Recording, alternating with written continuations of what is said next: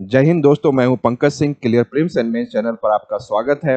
और इस वीडियो को लाइक करें, चैनल को सब्सक्राइब करें और बेल आइकन को दबाना बिल्कुल ना भूलें, जिससे आपको पास अच्छे टाइम पर आपको वीडियो मिलते रहे और कॉम्पिटिटिव एग्जाम क्लियर करने के लिए आपकी राह क्लियर होते रहे।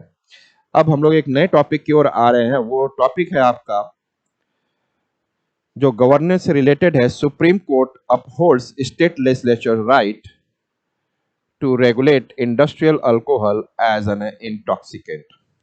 तो जो इंडस्ट्रियल अल्कोहल को भी इंटॉक्सिकेंट के दर्जा में डाला जाए, क्योंकि उसका भी मिस यूटिलाइज करके जो ऐसा एक अल्कोहल होता है, बेवरेज पीने वाला अल्कोहल है एक, और एक जो अल्कोहल जो डिफरेंट इंडस्ट्रीज में यूज होता है उसको भी मिस यूटिलाइज करके अल्कोहल बनाकर लोग पीने लग जाए, तो ये कहीं जहरीला और नशीला बहुत होगा। और साथ में ये भी बात कहना चाह रहा है, सुप्रीम कोर्ट ये अपहोल्ड कर रहा है, ये समर्थन कर रहा है स्टेट लेजिस्लेचर्स की ये राइट होनी चाहिए, मतलब स्टेट गवर्नमेंट की राइट होनी चाहिए कि इस पर वो अपना इसके अपने इनको रेगुलेशन बनाने की प्रक्रिया, जो इंडस्ट्रियल अल्कोहल हो और अदर बेवरेज अल्कोहल हो, उस पे स्टेट का पावर हो। Why it is in the news, ये न्यूज में क्यों है?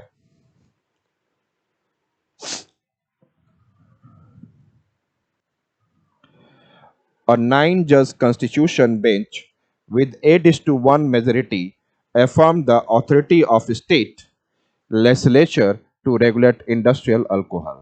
तो 9 जजेस के बेंच ने ये बात डाला और उसमें 8:1 में मेजोरिटी आई। 8 लोग पक्ष में बोले, एक विपक्ष में बोला, अगेंस्ट बोला। यहाँ से देखा गया 8 का फेवरेबल, एक का अगेंस्ट में बात करने के बावजूद ये फ्रूटफुल है। और इसमें बताया गया कि स्टेट लेजिस्लेचर के पास ही इंडस्ट्रियल अल्कोहल को रेगुलेट करने का पावर होना चाहिए। This ruling is significant as it establishes a broader interpretation of what constitutes intoxicating liquor, extending beyond just consumable alcoholic beverage to include various forms of industrial alcohol। और ये जो आदेश आया है, रूलिंग आई है जो सुप्रीम कोर्ट के द्वारा, ये काफी महत्व रखता है, क्योंकि इसने एक ब्रॉडर इंटरप्रिटेशन किया है कि इंटॉक्सिकेटिंग लिकर केवल वही नहीं है जो पीने वाला है, जो आप पीते हैं, इसके अलावा जो डिफरेंट इंडस्ट्रियल अल्कोहल होते हैं उसे भी आपको इंटॉक्सिकेटिंग लिकर में लेकर आया गया है। अब हम लोग डेफिनेशन देखा जाए तो डेफिनेशन ऑफ इंटॉक्सिकेटिंग लिकर क्या है?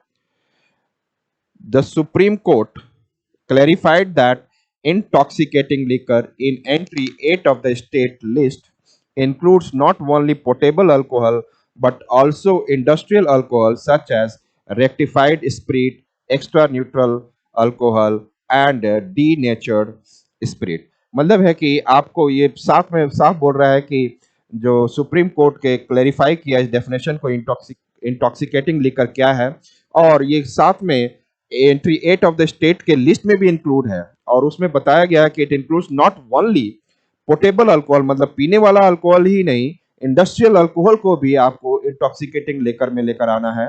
और जैसे कि आपको जो स्प्रिट बाहर मिलता है रेक्टिफाइड, जो साफ किया हुआ, डी नेचर्ड स्प्रिट जो खराब स्प्रिट है, और एक्स्ट्रा न्यूट्रल अल्कोहल है, इनको भी आपको इंडस्ट्रियल अल्कोहल को भी आपको इंटॉक्सिकेटिंग लिकर में रखा जाएगा।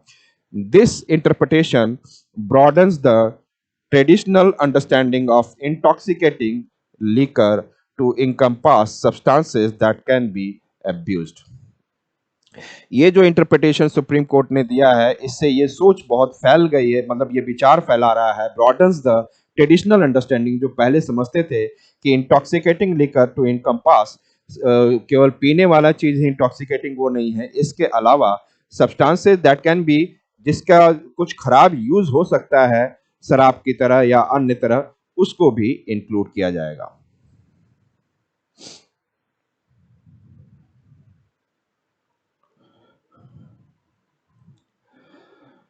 Public health consideration.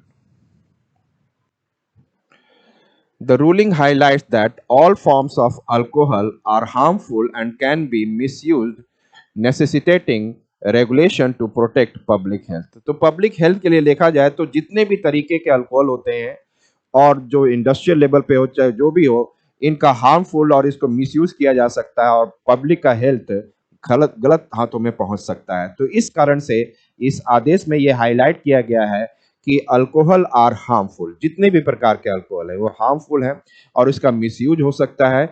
इसलिए इन पब्लिक हेल्थ को सुरक्षा को लेकर ये जरूरी है इस पर रेगुलेशन बनना।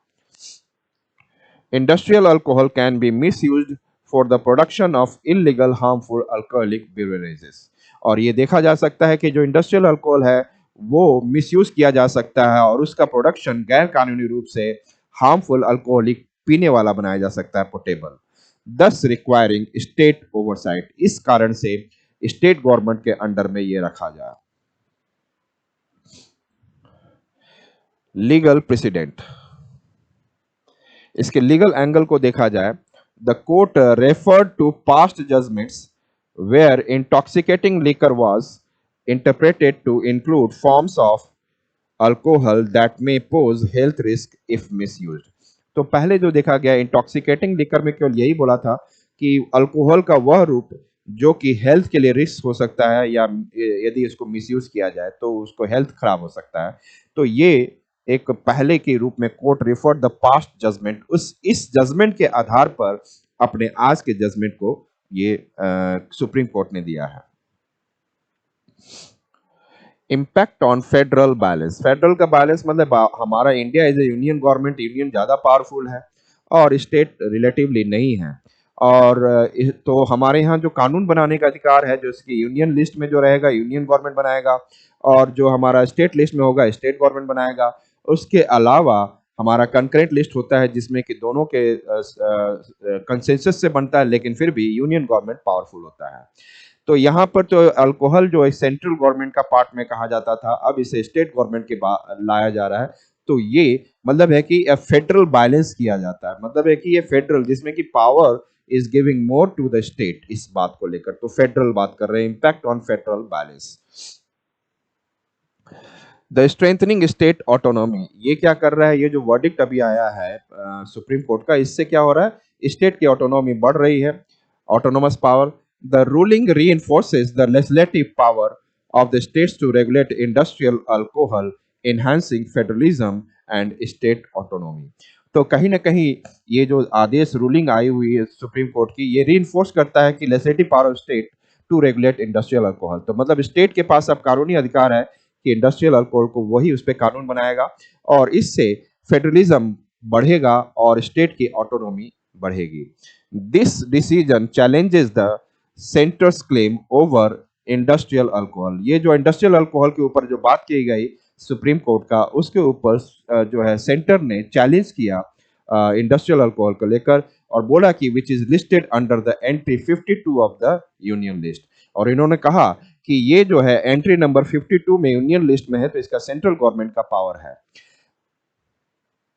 यहां पे देखते हैं रेस्ट्रिक्शन ऑन सेंटर्स अथॉरिटी। अब कैसे आपके सेंटर की अथॉरिटी को रोका जा रहा है। यहाँ पे यूनियन लिस्ट में तो सेंटर ने कह दिया कि 52 है इंडस्ट्रियल अल्कोहल के लिए। अब यहाँ पे अब जजमेंट के आधार पे इनको बात बताई जा रही है। The judgment delineates the limits of the union government's authority. यहाँ पे जजमेंट क्या कर रहा है, इस बात को डेलिनेट कर रहा है कि यूनियन गवर्नमेंट की अथॉरिटी जो है वो लिमिटेड है, clarifying that parliament's control under the entry 52 does not extend to total regulation of industrial alcohol. तो यहाँ पर ये बोला गया है कि एंट्री 52 में ये बात नहीं बताएगी कि does not extend to the total regulation, सारे रेगुलेशन ऑफ इंडस्ट्रियल अल्कोहल इनके अंडर में होगा। ये 52 जो है एंट्री नहीं बता रहा है।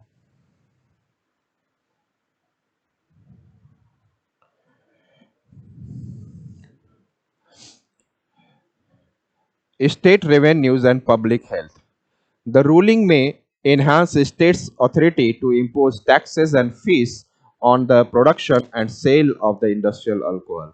अब जो स्टेट जो है अपने अनुसार से जो है इम्पोज करेगा टैक्स और साथ में fees on the production of the sale, production and sale of the industrial alcohol. तो प्रोडक्शन और उसके सेल को लेकर स्टेट गवर्नमेंट करेगा, उसके पास उसकी रेवेन्यू बढ़ेगी and potentially increasing revenue from the excise duties. Excise duty से इससे क्या होगा कि स्टेट गवर्नमेंट का जो है रेवेन्यू बढ़ेगा।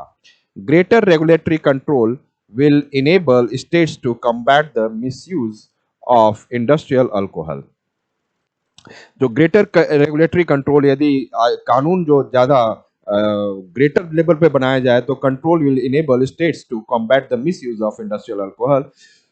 जो इंडस्ट्रियल अल्कोहल का मिसयूज होता है उसको बेवरेज बनाया जाता है इलीगल रूप से, इसका भी ग्रेटर रूप से कंट्रोल किया जा सकता है स्टेट के द्वारा। And improve public health by reducing incident of alcohol related harm और डेथ।